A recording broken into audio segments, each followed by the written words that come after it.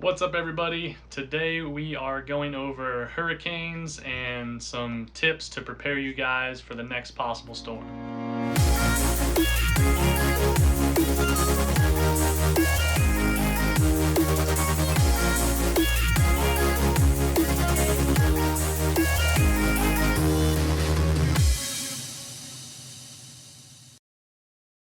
All right, everybody, welcome to another episode of Moving to Sarasota. My name is Beyer. I am a local Sarasota, Florida realtor. And like I said, today we're going to be talking about hurricanes, giving you guys some tips about how you can prepare for the storms, what to look out for, stuff like that. But before we jump into it, please do me a favor and like this video and subscribe to my channel if you want more tips about Sarasota, housing market, real estate, any of that stuff. If you're looking to possibly move here or you have any questions, feel free to hit me up. My contact information is in the description below. Also, if you are planning to make the move or if you're, researching the area, kind of in that, long-term phase, maybe you're a month, 6 month, 2 years out, go ahead and join our Facebook group, Moving to Sarasota, Bradenton area. Go ahead and click the link in the description below. It'll take you right over there. You can join the group. Got like 7,000 members now. Group is awesome. Constantly people talking with each other, comparing different ideas and questions, stuff like that. Really awesome community. And yeah, let's go ahead and jump right into these tips. So first off, just as kind of like a disclaimer, hurricanes overall really are usually not too big of a deal. Now, this isn't to say you shouldn't take them seriously, and I know it comes off a little bit weird, like I'm a native Floridian.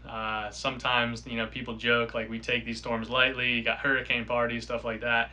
While that is true, I do know that certain storms do need to be taken very seriously. However, most of the time, you're not really going to get a direct hit from a hurricane. You're going to get what's called feeder bands or outer bands, stuff like that. Because a hurricane is like a super concentrated storm. And basically, anything around that eye, that middle part, that's what's going to be like crazy bad. You get that eye wall.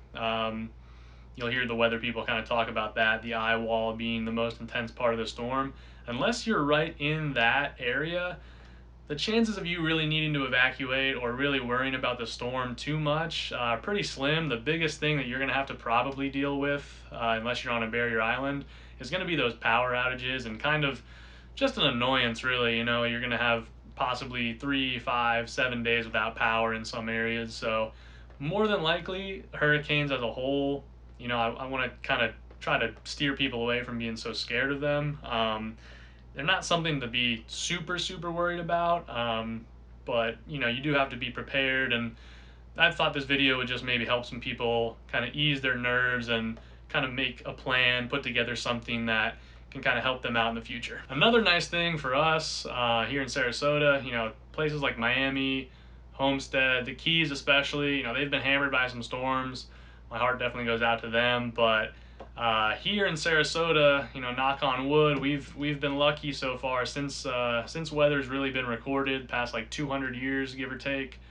We have not had a direct hit from a major hurricane here, so that is what it is. Let's jump right into these tips now. All right, so tip number one is going to be just be proactive and listen to your local authorities.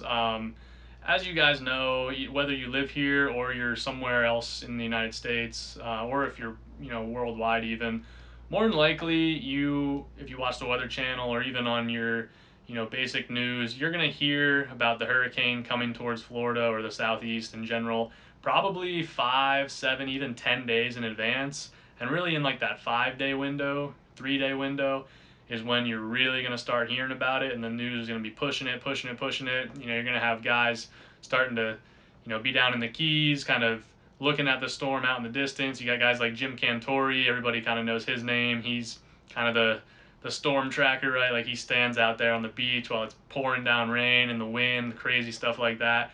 But really, like you're going to have at least, bare minimum 24 hours to put together some kind of plan where you can evacuate or, put together a plan where you're going to be kind of riding the storm out. And, the 24 hours is a good rule to just kind of give yourself and kind of have that plan in place.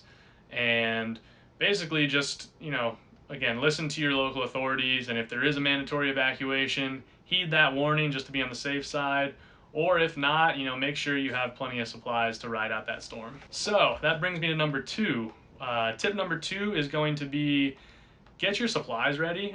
If you are riding out, a lower to medium sized storm, whether it's maybe, a category 1 or 2, can still get a little bit hairy, definitely probably going to lose power, but not like in a crazy intense storm, most likely, and you do choose to ride it out. Definitely get supplies together. That's going to be water, food, non-perishable food that doesn't need to be in a cooler. Maybe you get a cooler with some ice, you get like a Yeti and you load that thing down the night before. Another big thing that people don't think about, prescription medicine. Make sure you have 5 to 7 days worth of your prescriptions that you need. That's a big one that people kind of forget sometimes. Batteries, that's going to be a big one. Flashlights, stuff like that.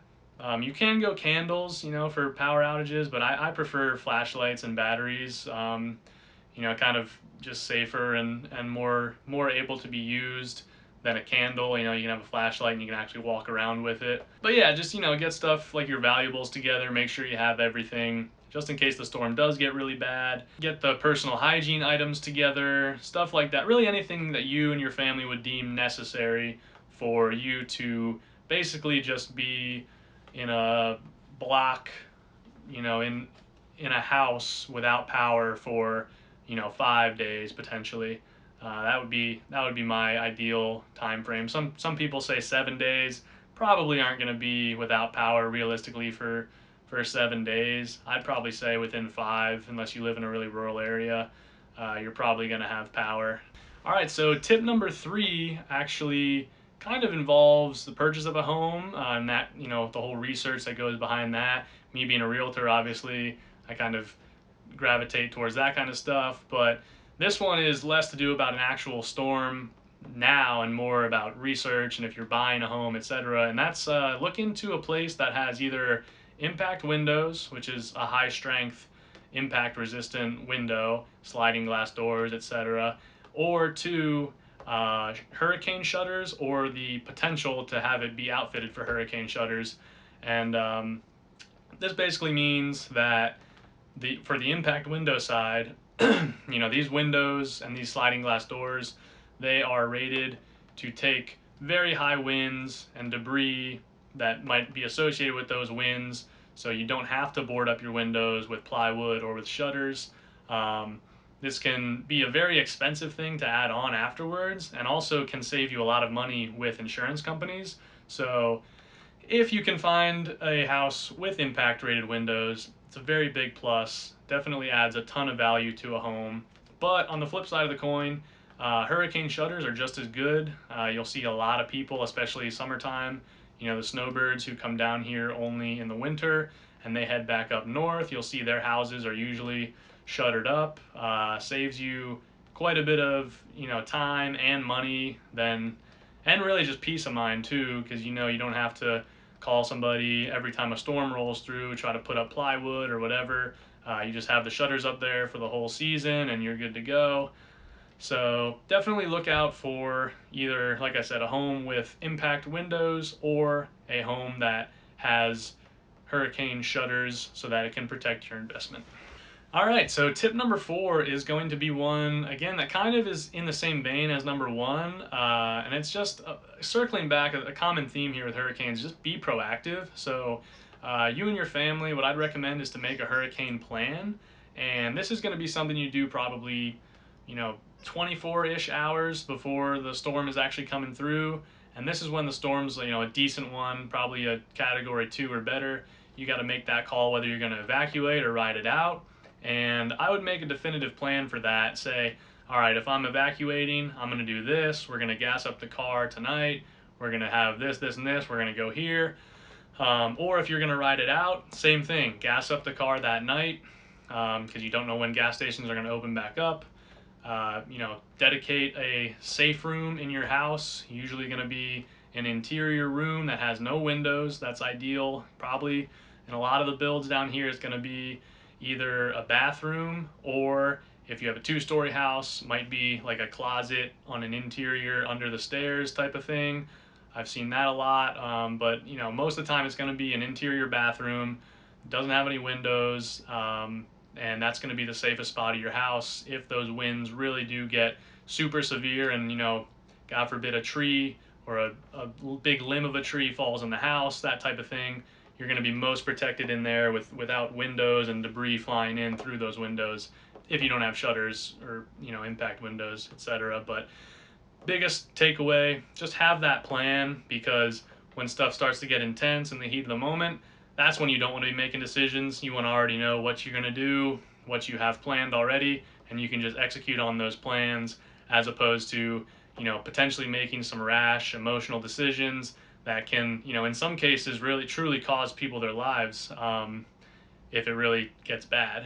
So bottom line, make a plan and stick to it. All right, and lastly, number 5. Tip number 5 is one that's a little bit of like common sense, but also, just as someone who's gone through some storms, biggest thing, this is kind of about after the storm, biggest thing is do not drive through any floodwater, unless you check it out first, or unless you're super confident that it's not too deep, because one, you never know how deep it is, and two, you don't know what's in there.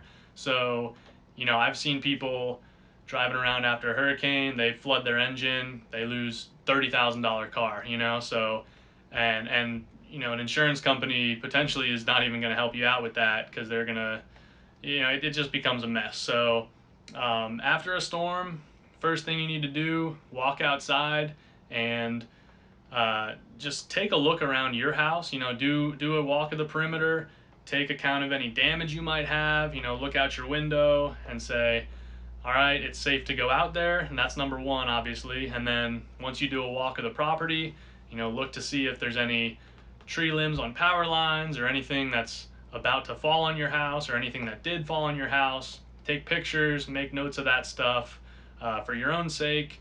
And then once you determine that it is safe and you can navigate the neighborhood or whatever, go check on a few of your neighbors, make sure they're okay, or if you communicated with them beforehand, that's great. But definitely go check on your neighbors, because you never know what happens during a storm, especially when it gets really bad. Again, it doesn't usually get too crazy, to where if it gets crazy, you probably evacuated. So that's kind of the thing, is like, if you rode out the storm, more than likely the wind stayed kind of under that 100-mile-an-hour mark, didn't get too insane, probably didn't get a ton of flooding or anything too crazy that's going to be life-threatening.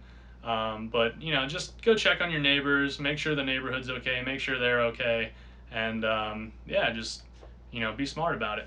Okay, guys, so, to wrap things up, I hope this list kind of helped a little bit. Hope it educated some of you guys from out of state, out of country, a little bit more on hurricanes. And, being a native Floridian, I personally take hurricanes probably too lightly. But, a lot of us Floridians do that. Like I said, we have some hurricane parties, and, it's kind of a running joke. But in all seriousness, the best way to just stay ahead of these things is to be informed, watch the news, listen to local authorities, and especially if you live on the barrier islands or in a flood zone, just be smart about it. Nobody wants, you're probably not going to get whisked away like, maybe you would in a place like New Orleans, or a place that's like crazy, super prone to flooding. But there's a real chance that if you take a storm too lightly, it makes a turn, it strengthens a little bit in the Gulf, you might lose, a car or both your cars, or some very important investments, or some very important things that you might have in the first floor of your house or something. So be smart about it. Don't take the storms too lightly if you live in those areas that are super prone to flooding. But basically, that's the biggest thing, is that these storms are not these crazy insane events that wipe everything out. Usually they're just a stronger version of a thunderstorm for most areas, but they're not to be taken lightly. And the best thing you can do is just stay informed, stay ahead of them, be proactive, and if you need to, just evacuate. But yeah, that's going to do it for this episode. Hope you guys enjoyed it. Hope you took something away from it that's valuable. Would love to hear from you guys in the comments below. So take a second, comment whether you agree, disagree, you learned something, you think this list sucks. Let me know. And again, please do like and subscribe. Would really appreciate it. Helps the channel grow. And lastly, join that Facebook group. Like I said, we've got tons of members, like I think 7,000 give or take, growing every day. Great community. Moving to Sarasota Bradenton area on Facebook. Link is in the description below. And if you have any questions about the market here, real estate in general in Florida, in Sarasota Bradenton area, uh, give me a shout, text me, call me, shoot me an email, message me on Facebook. Talk to a lot of you guys on there. Um, Phone's always on, and would love to help you out with any of your questions. So with that being said, I will see you guys in the next video.